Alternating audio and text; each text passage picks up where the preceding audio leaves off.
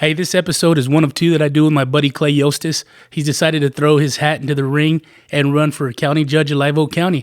Have a listen.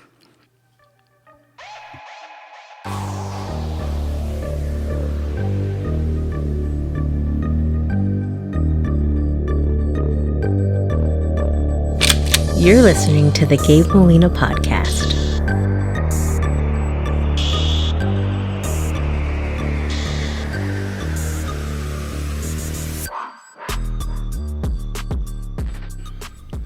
Clay Jostes, what's up, buddy? Hey, how are you, Gabe? I'm glad to be back. I'm super excited because you are my first repeat offender on the podcast. So This is our second one together. You're the first one to do a second with me. can we officially say that I'm your favorite number two? You are my favorite number two, and you're probably my favorite top five.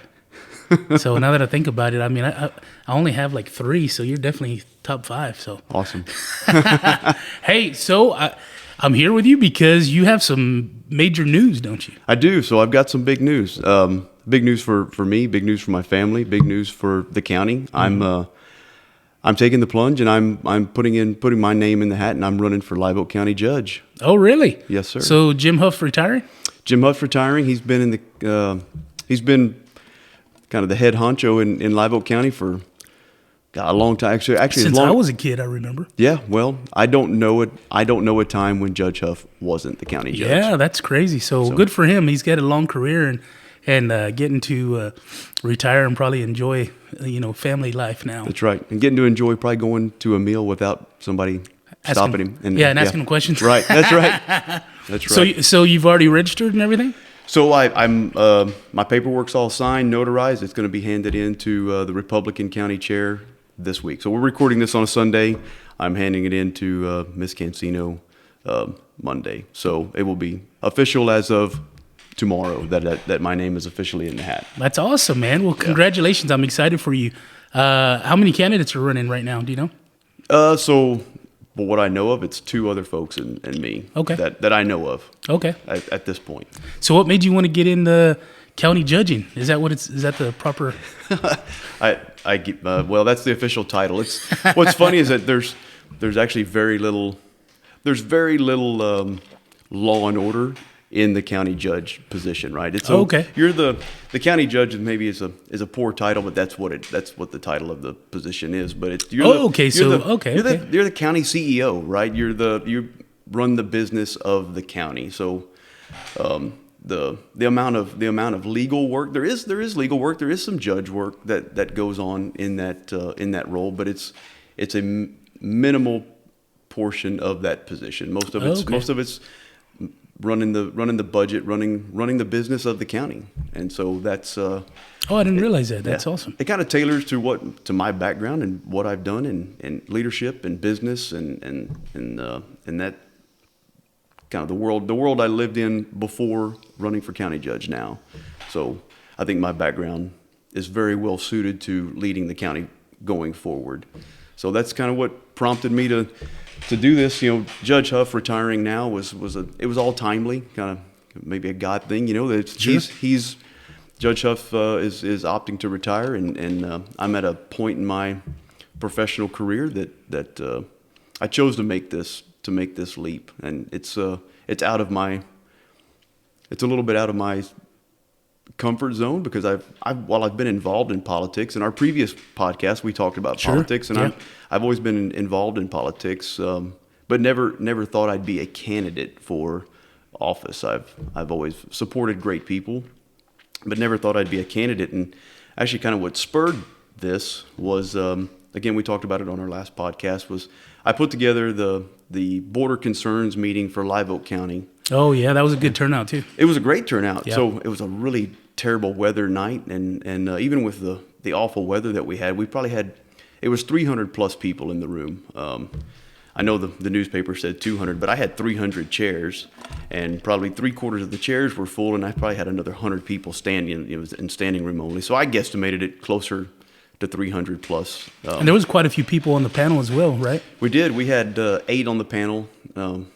It was fantastic. So it was a well-run event, and a whole lot of good information was given to the public that night by some great people. I mean, the panelists did a phenomenal job of communicating to folks in Live Oak County and to me and everybody that what was going on, kind of what was going on at the border, but also what they were doing to help combat that, and also what we could as citizens couldn't do when we had illegal aliens coming onto our property. Because I purposely had somebody from the district attorney's office on the panel, because I wanted the citizens of Live Oak County to hear firsthand what they could and couldn't do. Sure. So because when I had folks come across my property, and they came across the front, my front pasture where my house sits. Yeah. When I had them come across my property, I had too many folks say, "Well, why didn't you start shooting?" And there's a couple of reasons you don't do that. And one, you don't know who's in that vehicle, sure. Right? It could have been a vehicle full of kids, and heaven forbid a bullet found its way into that vehicle, and you killed an innocent bystander, right? Regardless of the legality of something like that, I mean, that's a lot of weight to carry as a person who pulled the trigger. So that's right. And then the second thing, you legally cannot do that, right? I was in no imminent danger, so it wouldn't have been a Kyle Rittenhouse self-defense case, right? Because I was in no danger. Yeah. I mean, yes, they were on my property illegally. They were trespassing, but that still didn't give me the legal right to open fire at someone. So I wanted them to hear from somebody that would potentially be prosecuting them what they could and couldn't do, because the whole event was centered around informing the public, both from what's going on, but informing the public on the legalities of what they should and shouldn't do. Because I always wanted to protect everyone here. The citizens of Live Oak County need to be protected, and that means their property protected from that invasion, but also protected from being prosecuted for something that they didn't know that they could or couldn't do, right? Well, so passing that information on and getting people like that on the panel to be able to provide that sort of information to the mass public, and then they can go share that with other people that maybe didn't attend. That's really important, because there's not a lot of, at the time it seemed like when you put that event on, there was the amount of crossings and bailouts were almost like peaking at the time. And I remember I was following one of the Facebook pages, I forget which one it is, but it seemed like it was every day, if not 2 or 3 or 4 times a day. And I remember reading them thinking that has to be the same one that I already read. No. It turned out, no, it was a whole different one. Absolutely. So, and I will say it's tapered off a little bit in the last several weeks. The number of text messages that have come through about bailouts in the county has tapered off. Yeah. Probably a coincidence. So I guess kind of getting back to that. So when I put on that event, I didn't have this running for judge in mind. I put on the event because I felt there wasn't enough information being broadcast to the general public about what was going on. And I mean, when there's a lack of information, people's imaginations can run wild about what they think is going on. Right. So I just kind of took it upon myself. Nobody else was doing it, so I took it upon myself I had a meeting with Judge Huff and Sheriff Busby beforehand, and told them what I was thinking about doing, and asked them if they wanted to be on the panel and a part of that meeting, and told them I wanted to put a meeting together, and they said, get after it. And so I put the meeting together, and then really as a result of that meeting, it was like one person after another coming to me, because they already knew Judge Huff was retiring, and they had one person after another coming to me saying, "Hey, you really need to run for county judge." And I remember the first person that asked me, and I just kind of laughed. I was like, "That's funny," But then the second person did, and the third, and the fourth, and so I sat down with Aaron. I was like, is there something more to this than because I was like, I've had not just one person ask me, I've had multiple people ask me, because I think they were yearning for some of that leadership, and they saw that leadership that night, right? And somebody stepping up, willing to willing to do something to inform the community and at least start looking for solutions how we can protect Live Oak County. Right? Yeah. So, with some, really deep thought and prayer, I said, you know what, I can do this, and I would be good at this. So let's get after it. So here I am. So that's kind of what led me to this point in my life. Is it was kind of a calling from, the calling from the people of Live Oak County, yearning for that leadership, and they saw that in me. So that's where I'm at. I've known you for quite a while now. I don't even want to say how many years, because there might be some people out there that want to age us. So I really don't want to throw my age out there right now, especially at this point. But and you've always been a really smart, intelligent, thoughtful guy. So tell everybody a little bit about your background that you think that it'll benefit you and helping to make the county a better place to live in. And you know what else I was telling Nina? This is kind of a side thing, but I was telling her, I always feel like we tell the youth, hey, go get a degree and move to a big city and get out of the small town, And I love when people come into a small town and they bring their skills and their knowledge and they make it a better place. I think if enough people do that and enough people can contribute to that, whether it's on the political side or bringing business back into the small areas and small communities, it'll make it more attractive to our youth to want to, go out and bring their skills back to the county or bring their skills back to George West or Three Rivers or Tilden, wherever they want to move to, contribute back into the local area and make it better, make more jobs. So hold on to that thought, because I've got. Did I get out too far? No, not at all. Because I've got some comments that go directly to that, right? Because I'm a big believer in the 4-year degree, but you know what? I'm also, the older I've gotten and the more I've done and seen, I have so much respect for the tradesmen and what they do. Oh, absolutely. So I want to touch on that. So if I don't in my comments here, bring me back to that in a little bit. But so a little bit about me. So I originally grew up out, and not in Live Oak County, in San Pat County, in a little town called Tynan, just south of here.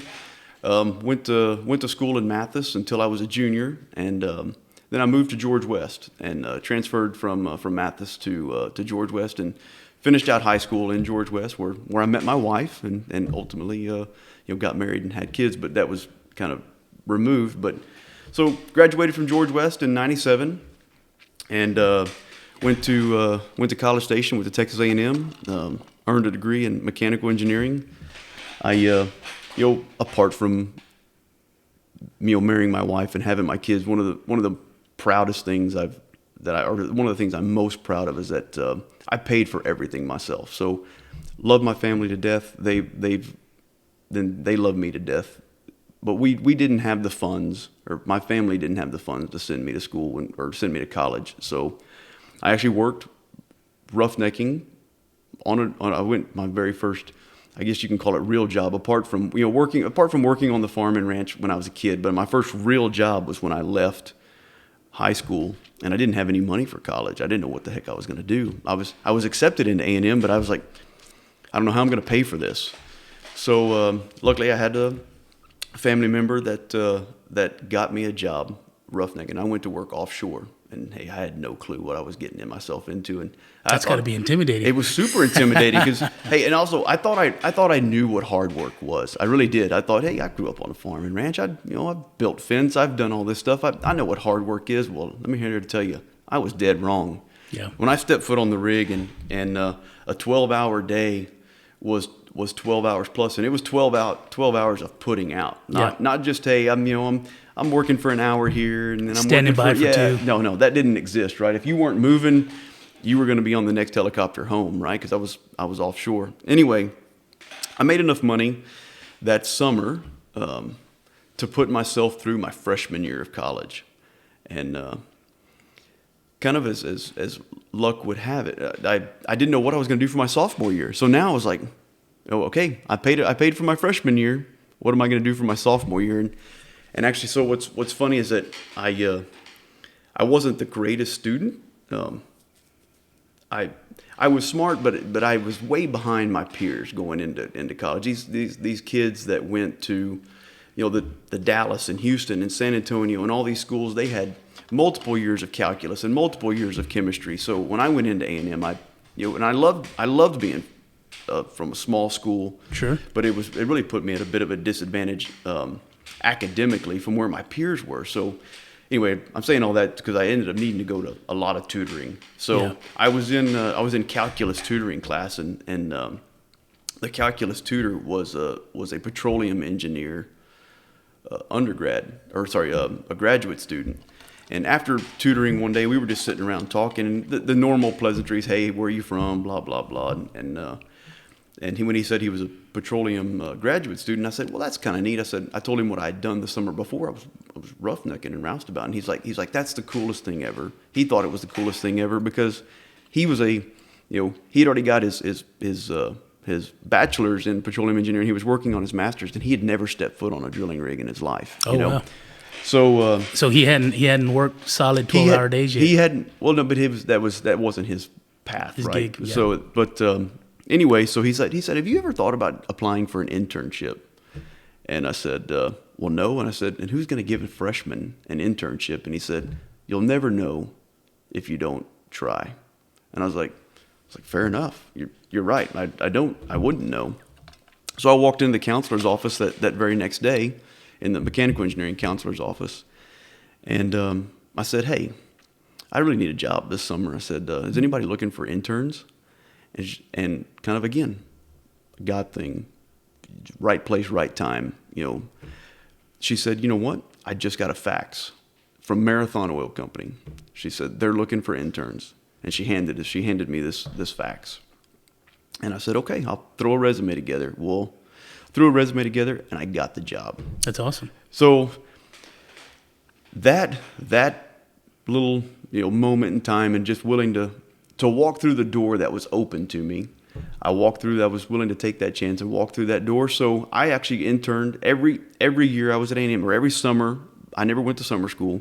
Every summer that I was at A&M, Marathon Oil kept picking me back up every summer. So I have them to thank for actually paying for my education. Yeah. I was able to work. I was able to work all summer long, every summer, to pay for my education. So, like I said, one of the most proud things I've done, I've accomplished, was I'm proud to say that my education is truly mine. My mom didn't pay for it, my dad didn't pay for it. Everything, from tuition to room and board, the works was all came out of my pocket from what I did. And and to be able to have the guts to go and take that step to ask for an internship, I think I ran into something similar when I was taking classes at Beeville, where I was taking, and again, I love going to school where I went to school, but one thing that I kind of ran into was a lot of people had already taken classes that I had to pay for, because it wasn't available to us at the time. And things are different now. But I think one thing that's interesting is a lot of times we look at a scenario, especially coming from a small community, and we kind of play this whole little thing through our head where we go, should I try for internship with Marathon Oil? No, nobody's going to hire a freshman. I'm not going to do it. Right. And sometimes the door looks closed, but it's just mostly closed, and it's not necessarily latched. And all you got to do is push it a little bit, and the door opens. So being able to have the guts to push it a little bit and have that opportunity, that's awesome, man. Well, really, at the end of the day, what was the worst they could say? Yeah. No. Yeah. And so you were back where you already were. You may have had your pride bruised a little bit, but sure. That's it. There was no harm. No harm came to you as a result. So sometimes the Lord works in mysterious ways, right? I mean, He does. He opens doors, and you just have to have the guts to walk through them, right? So luckily, I had the guts to walk through it, because I don't know how I would have done it otherwise. I really don't. I have no idea how I would have paid for everything otherwise. It just it was great. I'm so glad that college it worked out the way it did, and I wish more kids work their way through school, because I feel like I appreciate my degree Sure. way more than a lot of folks that had it paid for. Yeah. But everybody's got their own circumstances, and I don't begrudge anybody that did it a different way. I'm just saying it was hard at the time. It really was. There was lots of days where, I even had a part-time. I was a bus driver, right? I was a bus driver in college. I drove the bus for A&M, and as enough money to make enough money to actually just pay for the incidental things that Sure. went on. But so, you want to hear something stupid? I'll tell you something stupid. We'll get back to it here in a second. When I was taking class at UTSA, I was working full time, and I'm back to loving peanut butter. But every month, I bought the biggest can of Jiffy peanut butter I could find, because I knew the last week and a half, I was going to eat nothing but peanut butter on a spoon, and I did it every month. Yeah. And that when I could finally afford to get something other than peanut butter, I didn't get it for a while. But yeah, it's good for you. It's a good life lesson to learn how to struggle a little Absolutely. bit. Mine was the $1 Totino's pizzas, right? Oh yeah, I ate a $1 Totino's pizzas, right? Now if I eat a Tostino's pizza, my ankles swell up. So.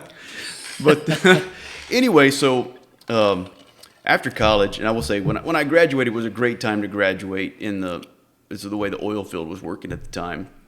And when I went to college, I didn't know I was going to be in the oil field, but kind of given what I did before college, and then given what I did while I was in college, that's kind of where my career path was taking me, right? Yeah. Was going into the oil field. So it was a great time to be graduating. So every company I interviewed with offered me a job, because it wasn't because I was just an outstanding candidate, although my resume was way better than my peers because of all the stuff I had done. Well, the industry was booming, right? Industry was booming.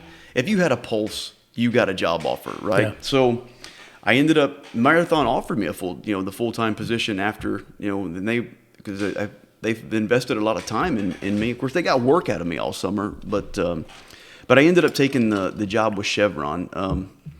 For, I guess, a variety of reasons. That was actually a lower paying job. Marathon offered me a better salary, but they had less work going on than Chevron did at the time. And I was more interested in learning the oil field from being hands-on, right? I didn't want to go sit. The Marathon job was going and sitting in an office. And that, at the time, that just wasn't for me. I didn't want to go sit in the office. I still wanted to go get dirty and go learn from the guys that were the trades that were doing the roughneck, that were doing the site work. So I opted to take the Chevron position, and I worked the first 2 years, almost 2 years, in shallow water, Gulf of Mexico, on jackup rigs, and then I moved into deep water.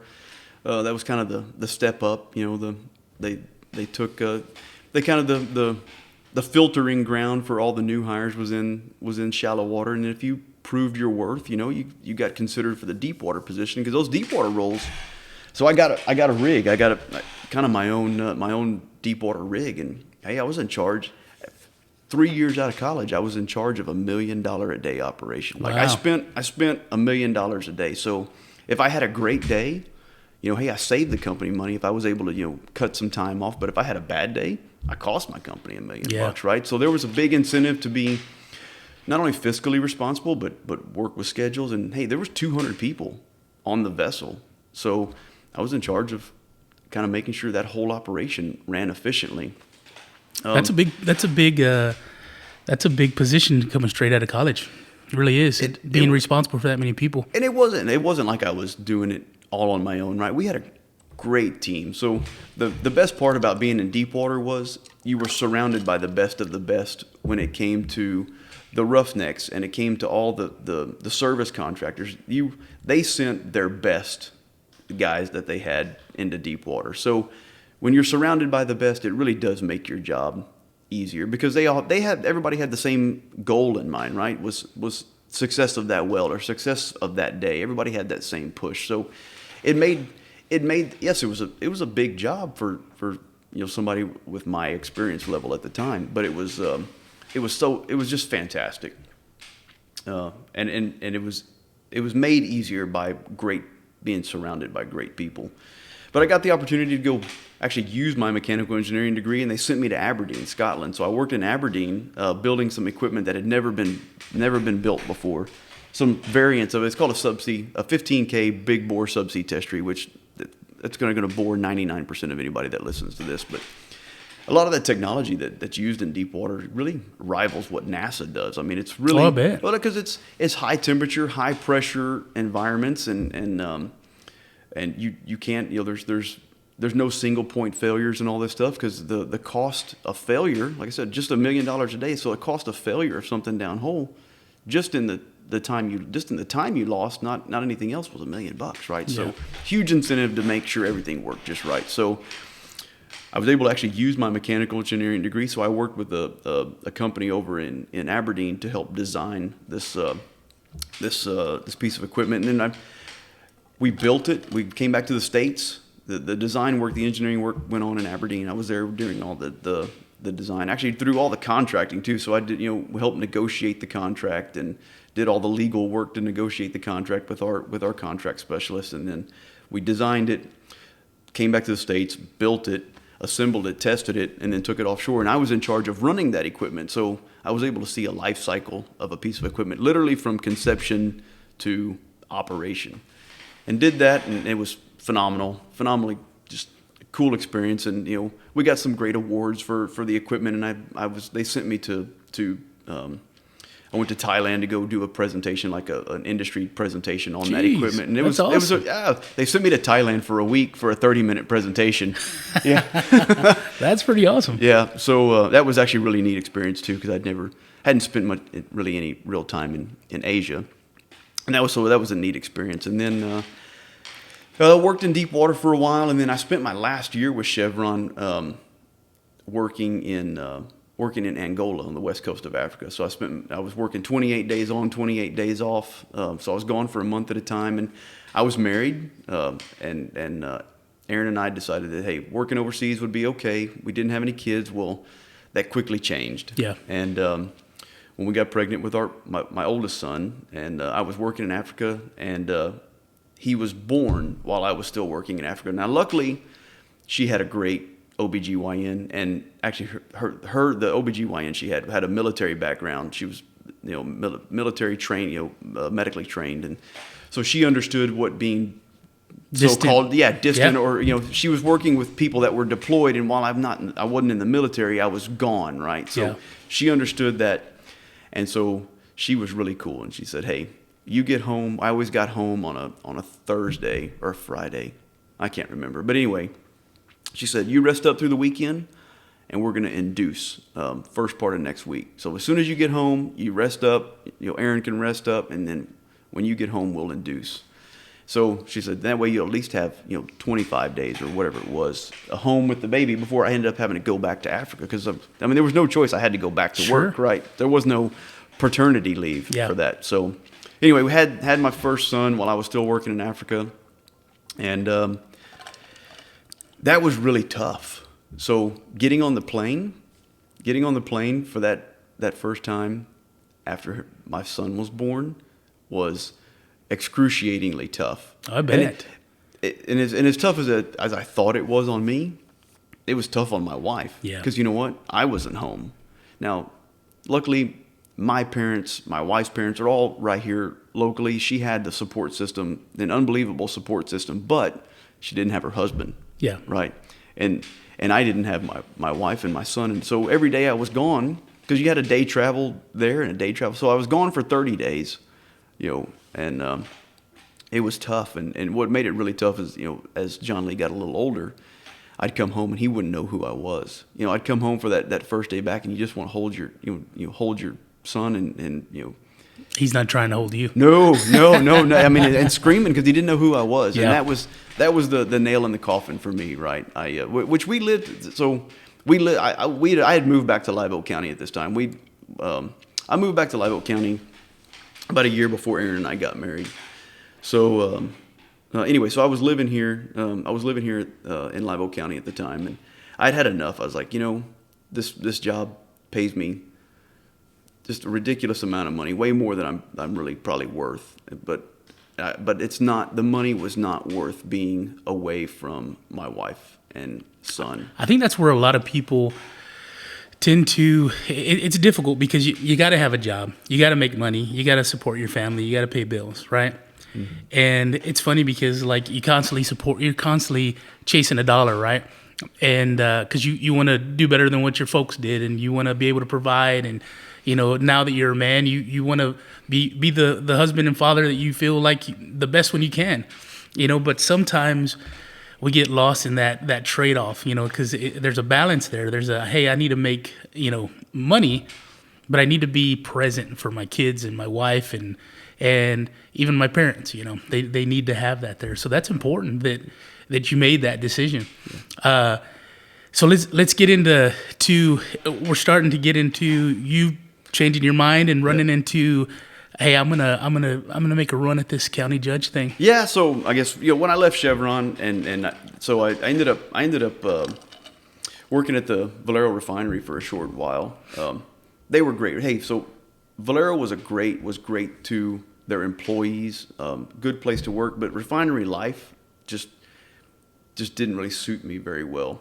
Anyway, so then the Eagleford came around, kind of all during the same time period. Eagleford came around, and I was like, hey, what better opportunity than to still work in the oil field, but right here, literally at home. That was right? a big boom too. Oh, it was a big boom. It was a huge win for South Texas in general, for economically, for the landowners that had wells on their property did well, and then just in jobs and for an area that was, I wouldn't call it depressed, but I mean there wasn't a ton of job opportunities outside the major cities, commuting somewhere else. So it was a huge win for the area, and took advantage of that and was able to work right here in Live Oak County, based in Live Oak County, and come home every night and see my family and enjoy what it was like to have a so-called normal life. And let me ask you this,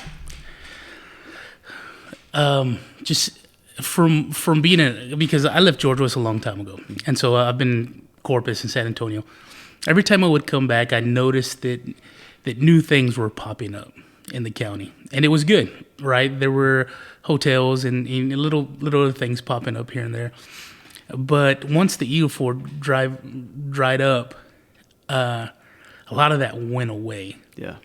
Are there certain things that people can do, whether it's elected officials in the area or just maybe business owners in general, they can try and make that money maybe last a little longer than what maybe the industry is? Like when the Eagleford dries up, what can people do proactive to maybe keep some of that money here and make it last a little longer, make maybe a little better jobs and things of that nature? Yeah, so that's a really good question, right? So I think Live Oak County is actually situated really perfectly, right? I think there's a ton of potential for economic opportunity in Live Oak County. I mean, we've got two lakes that at the southern end of the county and the northernmost end of the county. We've got two great lakes. We've got a railroad that runs right through town. We've got major roads that go into major cities. Between I-37 runs through the county, 59, 281. We're situated very well for another boom that doesn't have to be oil field related, right? I think we need to do a better job of selling Live Oak County, because Live Oak County is filled with phenomenal people, and I want, one of the things I'd love to be able to promote and do as county judge is to promote the county to people outside, to industry outside of this area, to make this area attractive both economically, because I would like to make sure that our tax structure benefits them to want to come here, but we're situated well where the Port of Corpus isn't far away. They've got, like I said, you've got a railroad that runs right through here. You've got attractive property and great people to employ here, so the opportunity is endless in my opinion, and we don't have to sacrifice what people love about Live Oak County. What I love about Live Oak County, the small town feel, and sure, going into the grocery store, the convenience store, and being able to say hi to the person that you're standing next to because you know them, right, and you're familiar with them, and that's everybody loves that about that lives here. But we don't have to. Those two things don't have to be at odds with each other. We can still hold on to some of the small town feel that we all love, but still provide the opportunity for the youth that don't necessarily want to go off to Dallas or Houston or San Antonio or Corpus, provide those opportunities for them to stay here. I mean, I couldn't be happier about being back in Live Oak County. When I left Live Oak County to go to college, and I lived in Houston for a short time after college, all I wanted to do was get back to, because you know what, the hustle and bustle of the city was never for me, but you were there for economic reasons. Yeah. And I would love nothing more than to be able to create those opportunities for the youth that want to stay here. It's not for everybody, and sure. I'm not saying that everybody needs to stay, but I want there to be enough economic opportunity in this county for those that want to stay. Like me, I have no desire to leave. This is home. Right. I have no desire to leave, but I'd like there to be economic opportunities for folks just like me, that if you want to go off and get an education, or you know what, even trades folks, that, because you know what, no matter how technologically advanced this society gets, we're still going to need electricians, we're still going to need plumbers, we're still going to need HVAC guys, welders, you name it. Those folks are wildly important, and with a revitalization of the economic opportunity in Live Oak County, you will have an opportunity to stay right here if you want to, and make a great life for yourself right here in Live Oak County. So that's what I hope to promote as part of being county judge. And then, hey, I guess the biggest thing I want to promote is safety within the county, because the things that are going on at the border has trickled up north through us, because we are, I guess, for some of those same reasons that make us attractive economically, or from a business standpoint, or also make it attractive for coyotes to run illegals. Right? We've got major roads, sure, that lead to major cities where those folks can go get lost. And being able to provide safety to the folks that live here and work here is paramount, right? Because if nobody feels safe, then you're not gonna want to build a life or build a business here. I think those are a couple of two major things, is safety and security, and being able, even to put it in the most simplest of terms, your grandmother or your mother or somebody who just wants to go into, Super or Lowe's now, right? I call it Super S. Still Super S. Still Super. Yeah. Everybody still calls it Super S. Or even like the gas station or something, and you've got some people who may be transient hanging out outside. I mean, there's a level of uncomfortableness, in just getting out of your car and walking into the store, or even doing it in the evening or at night. And the other aspect is, you were talking about economics as well, is, I go to some of these other towns, and not that we need to be like, Live Oak County needs to be like other towns, but, when they still have some sort of downtown that's alive, yes. And our little strip of downtown it seems to struggle a lot of the times. You have a few things pop up here and there. I love that they redid the Dolby Theater. Yes. And they're bringing some of that back, but even up by the Buck West House, that whole area, it used to be Morrison's. I think there's been Franklin's across the way. Mm-hmm. And like, with people not wanting to reinvest in the community or being able to find some sort of work in the area that can keep them and sustain them, and housing, all that other good stuff. There's so much that goes into it, so it's a huge task. But yeah, you're right, but it's a bit of a chicken and egg thing, right? Yeah. So people don't want to invest because they don't see the economic opportunity, or the people here the economic opportunity, but in the economic opportunity, people, the folks that want to open business here, they see that it's dead. So it's like, which do you do first, right? Yeah. But hey, so there are some things going on behind the scenes, and that I've quietly been a part of trying to bring some of that business to Live Oak County, and maybe as the months go on, I can talk more about that, because there's some things going on behind the scenes to bring some life back to downtown. Yeah.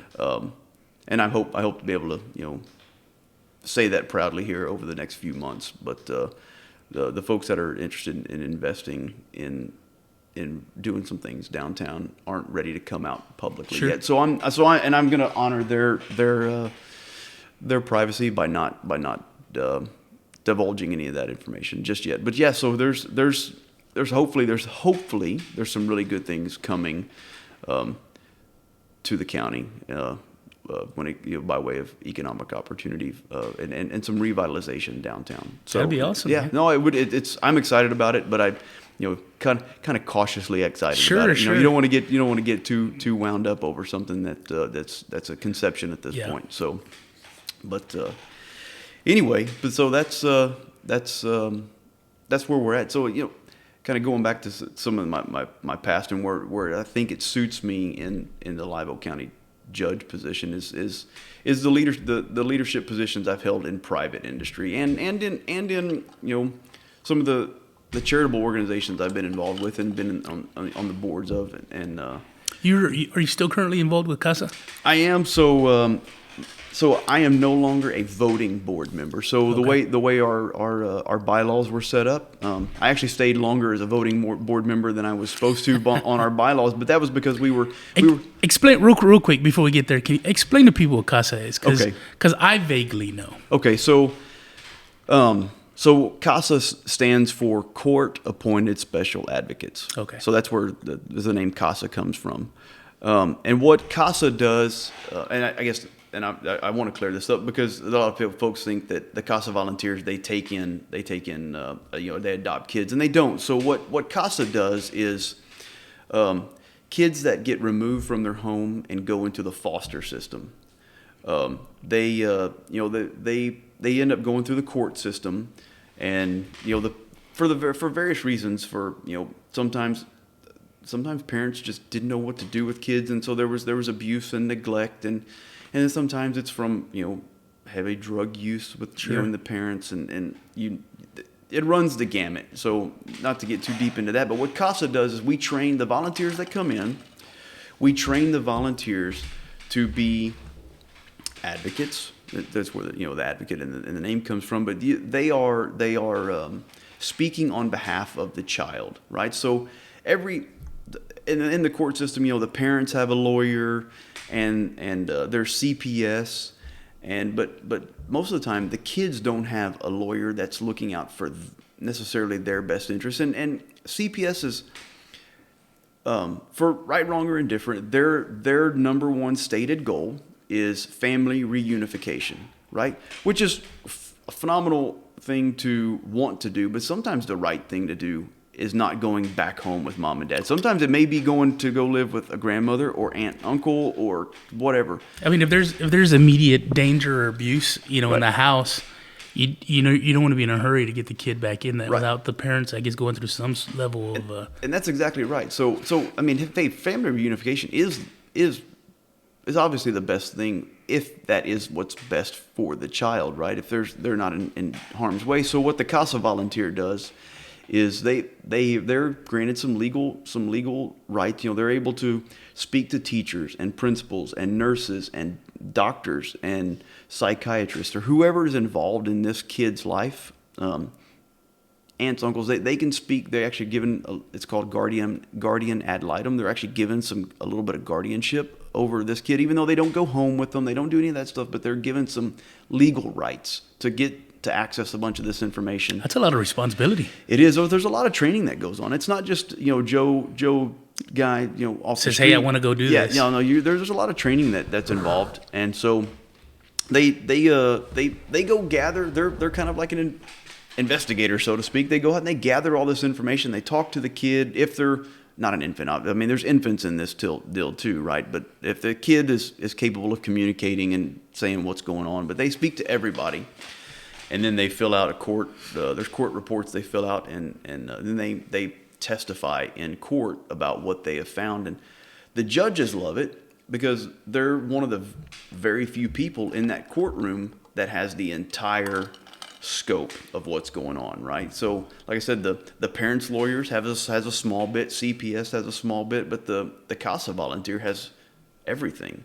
So their reports are taken seriously and taken to heart by the judge. And it actually is proven to get kids out of the foster care system significantly faster. So if they have a CASA Volunteer as somebody advocating for them, they're getting out of foster care sometimes up to a year quicker than they would be if they went through the system without that. So And that actually translates into savings, taxpayer money savings for the state and for the county, because those kids aren't in foster care for free. Somebody's paying those bills. So if you want to look at, apart from just doing good and changing kids' lives because you're putting them in the best possible situation that could be had for them. You're also saving the taxpayer money, right? And by getting these kids into a better situation faster, you're able to save. And that's got to be good for them psychologically as well. Absolutely. Yeah, it's if you really.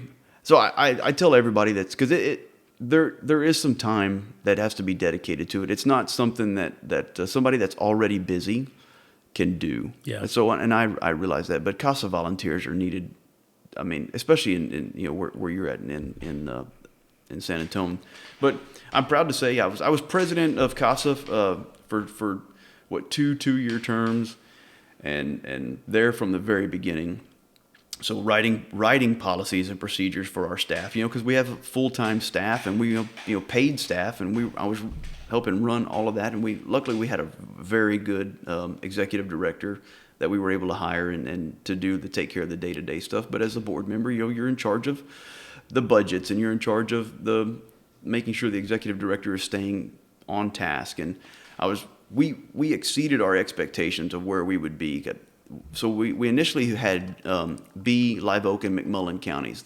When we chartered our branch of CASA, we had those 3 counties. That's quite a few kids when you look at it like that. So B, just when you go by population, B County had the most, because B County has more population than Live Oak counties, and it was proportional, So the bigger population had more kids, and then Live Oak County had fewer kids, and then McMullen County had most of the time had no kids in the foster care system. But anyway, so we actually got to 100% coverage of those 3 counties in about 3 years, which that was a goal we had set for like a 5-year goal, was to get to 100% coverage based on volunteer. Now, when you say coverage, you mean kids represented? We had enough volunteers to cover 100% of the kids that were in the foster care system. Awesome. In those 3 counties. We had enough. Now, not every kid had a CASA volunteer. I want to kind of make sure I state it clearly. Not every kid had a CASA, because some of those kids that didn't have a CASA were 17, about to be 18, and aged out, and they were going to age out of the system. So, or they were in the best situation that they could already be in. They were at Stitch, at the South Texas Children deal there in Pettis. Okay. They were there, and they didn't want. They just wanted to age out there, and they didn't want a CASA volunteer because they were happy with their situation, and they maybe had a few more months to. Right, they had a few more months, so they didn't get it. So when I say we had 100% coverage, we had enough volunteers to cover every kid that wanted a CASA, had a CASA had a CASA volunteer. That's real good. And so we were doing so well. The organization was being run so well. We were one of the most successful CASA, even in the short time we were operating, we were one of the most successful CASA branches in the state. We actually inherited San Patricia County, so we ended up bringing in a 4th county to under our control. Oh, awesome! And so San Pat was a different challenge, because San Pat County, the population of San Pat County and the number of kids in San Pat County alone doubled our caseload, because the population and the caseload over there, the population was just in San Pat County was what B, Live Oak, and McMullen was all combined, right? Because there's some big towns in San Pat County. Portland's in San Pat. It goes all the way out there. Sinton, Mathis, Odom, all of those towns are in San Pat County.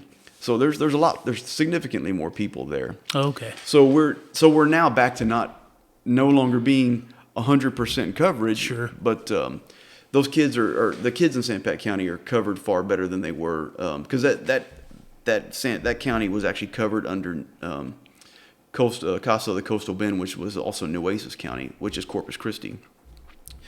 They just didn't have, and this is not a knock on that branch. They had their hands full with just what was going on in Nueces County and Corpus Christi. Oh, I bet. It was like a lot of times San Pat County was neglected because of the major focus was on the major city, right? And so Sampat kind of got pushed by the wayside, and they had very few volunteers, and so that's how we ended up taking over Sampat County. Was because we were at 100%, and we actually had some volunteers that didn't have a case, and they went through all this training and they wanted to have a case, and we had no kids to offer them, which was the greatest problem. That's the good problem to have. Yeah, that was the best problem you could possibly have. Was like, hey, we have all these volunteers waiting to get a case. That's optimum, right? Yeah. So then that quickly changed when we got Sampat County. Now everybody's plates are reloaded. But anyway, so hey, as president of that 501c3, and having doing those budgets, while it was significant, those budgets were significantly smaller with what I was dealing with every day, as a superintendent in the oil field, and I was over every workover rig that was in South Texas and West Texas, so I had all that going on, plus working with CASA and being a baseball coach, and now I'm a shooting sports coach and all that good stuff. And actually I gotta go teach some kids how to shoot here in just a little bit. Yeah, we'll definitely get this wrapped up. But we may end up having to do a part 2. We may have to do a part 2, and I'm good with that. Okay. Because this has been a lot of fun talking to you and being able to communicate what's going on, and so I guess another little announcement is I'm actually, you've inspired me to do a podcast of my own, and over the coming weeks, I've just bought all the equipment, and you're going to show me how to do it. And so I'm going to come out with a podcast of my own, a Live Oak County based podcast to kind of add bring some people in Live Oak County that you may or may not know who they are, but they've got cool stories to tell, and maybe introduce some of those people to the broader audience in Live Oak County, and then with the ultimate goal in mind is when I win the judgeship here in a few months, I'd like to continue that and be able to bring on commissioners or bring on folks from the sheriff's department or the local fire departments to talk about what's going on in their areas and talk about what we're voting on in commissioner's court, and bringing just a greater degree of transparency of what is going on in the county to the folks of Live Oak County. As our newspaper gets smaller and smaller, and the amount of information just seems to get just less and less, what I'd like to do is just bring it, like I said, a new level of transparency of what's going on at all levels of the county to folks in a recorded fashion where they can come and listen to it on their time. And I think that's major because, I'm speaking from my perspective as if it's everybody's perspective, but a lot of times you vote for a local when you vote on a national level, right? It's always in the news and you see it every day and you know what's good and what's bad, but whenever you do it on a local level and it's your county judge or it's your mayor, you go vote, the election goes through, somebody wins, and then it's like you never hear anything ever again. You just kind of see the end results and you like them or you don't like them, right? So it'd be nice, I think, for people to have an opportunity to have a resource where they can go and say, okay, well, what came out of this meeting last week, or what came out of this program that was trying to be implemented, or to be able to, like you said, on their own time, go and listen to it, have a resource to go listen to it, get some information, get a little educated about it, say, you know what, maybe I don't like that, right, or maybe I really like that. Absolutely. And it makes them a more informed voter in the future, and it makes them a more, I think, indirectly and directly involved participant in the community, right, because now they have more information that's readily accessible to them. Well, our commissioners' courts meetings are always in the middle of the day, in the middle of the week, when folks are working and can't get to commissioners' court to be able to be an informed citizen or participant in what's going on in your county government. So I'd like to be able to bring that information to them and have them be able to listen to it at their own time, but also bring the story. There's so many great people here that have just unique stories that just need to be told, right, and recorded and told. So I've already got a list of folks that I know I want to talk to. I invite anybody that's hearing this podcast to, hey, hit me up. I can be reached at Clay Jostes at yahoo.com. That's ClayJostes jostes@yahoo.com, or I have a Facebook page, Jostes for Live Oak County Judge. I'm already following. Thank you. Yes. So yeah, you can go there, message me, let me know if you may have a great story that you want told. Hit me up. Let's talk. Like I said, I bought all the equipment. I'm learning some software, and we'll get you up and running. It's going to be a neat adventure that I'm excited about just bringing it to the folks in Live Oak County. So sounds good. Yeah. Well, Clay, I appreciate it. I know you got to go teach these youngins how to shoot. Yeah. So appreciate it, and we'll do this again soon. Hey, thank you very much. Vote Jostes for Live Oak County Judge. Let's bring a new level of leadership, transparency, authenticity to this county, and we're going to make it a success. Thanks, everybody, for listening. Thank Clay. You.